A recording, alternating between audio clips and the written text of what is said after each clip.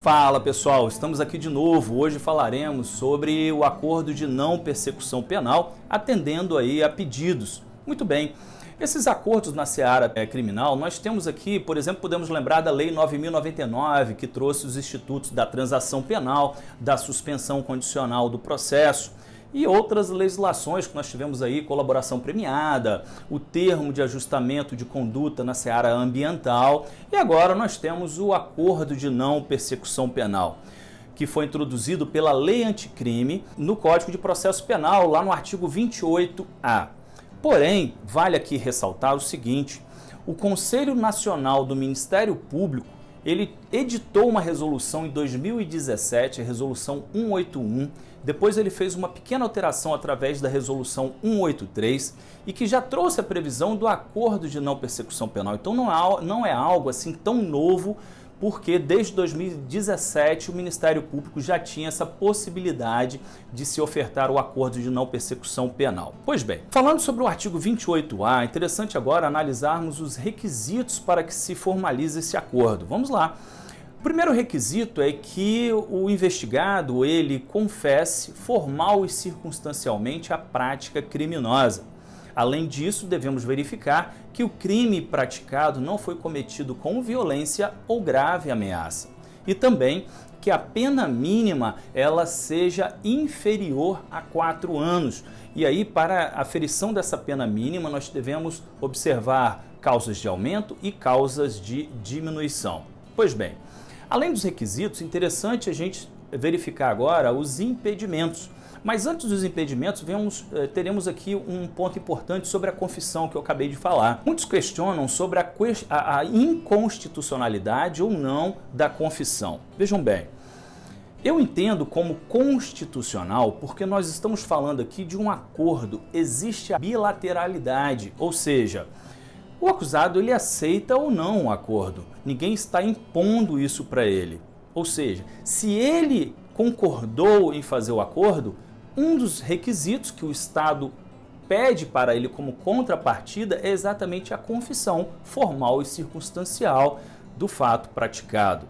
Devemos lembrar que o Código Penal, no artigo 65, já prevê a confissão como uma atenuante, em que o juiz então atenua a pena nos casos em que o acusado ele confessa. Então, entendemos aqui que existe uma voluntariedade, ele continua com direito ao silêncio, mas se ele quiser fazer o acordo, um requisito é a confissão. Muito bem. Superado isso, vamos então para os impedimentos. O primeiro impedimento para que se formalize o acordo é que não caiba a transação penal previsto no juizado especial, de competência dos juizados especiais, porque a transação penal ele passa a ter uma prioridade em relação ao acordo de não persecução penal.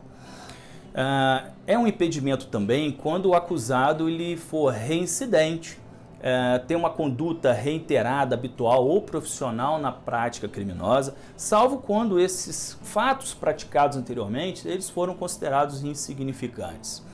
Não cabe também um acordo de não persecução penal se ele já foi beneficiado 5 anos antes do cometimento desse novo crime por algum tipo de acordo, seja a transação, a suspensão condicional do processo ou o próprio acordo de não persecução penal.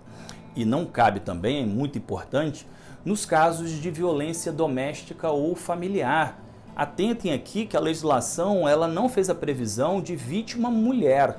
Então, basta que seja violência doméstica ou familiar, tendo como vítima tanto homem quanto mulher, não cabe o acordo de não persecução. E também não cabe nos casos, agora sim, de crimes cometidos contra a mulher em razão do sexo feminino. Então, esses são os impedimentos. E aí vem o primeiro questionamento. Caberia em casos de crime hediondo? Vejam bem, a resolução 181, no artigo 18, trazia um impedimento expresso no caso de crime hediondo, algo que não foi repetido no artigo 28A do CPP. Todavia, o Colégio Nacional dos Procuradores Gerais, através do enunciado 22, entendeu que, em caso de crimes hediondos e equiparados, bem como violência doméstica, que já foi falado, não caberia o acordo de não persecução penal exatamente porque esse acordo não seria suficiente para reprimir e para prevenir a prática de novos crimes. Então entendemos aqui que não caberia em casos de crimes hediondos. Muito bem. Como é que é feita a formalização desse acordo? Esse acordo ele será feito por escrito, deverá ser assinado tanto pelo Ministério Público quanto pelo advogado e pelo investigado. Esse acordo, diz a lei, que ele é feito no Ministério Público e depois que foi formalizado e assinado, tudo bonitinho, isso é encaminhado para o juiz, para que o juiz então vá designar uma audiência específica para que se ouça então esse investigado. E ali o juiz vai verificar a legalidade e também a voluntariedade deste acordo, da forma como ele foi feito. E se tiver tudo conforme a lei, o juiz irá homologar. Uma vez homologado, o juiz irá encaminhar para o juiz da execução para que ele fiscalize o cumprimento das condições que foram impostas. E aqui já vem um outro questionamento. Até que momento que cabe o acordo? Ou a partir de qual momento? Bom, hoje existe um entendimento pelo Colégio Nacional dos Procuradores Gerais dizendo que somente caberia até o recebimento da denúncia, mesmo que seja para fatos anteriores.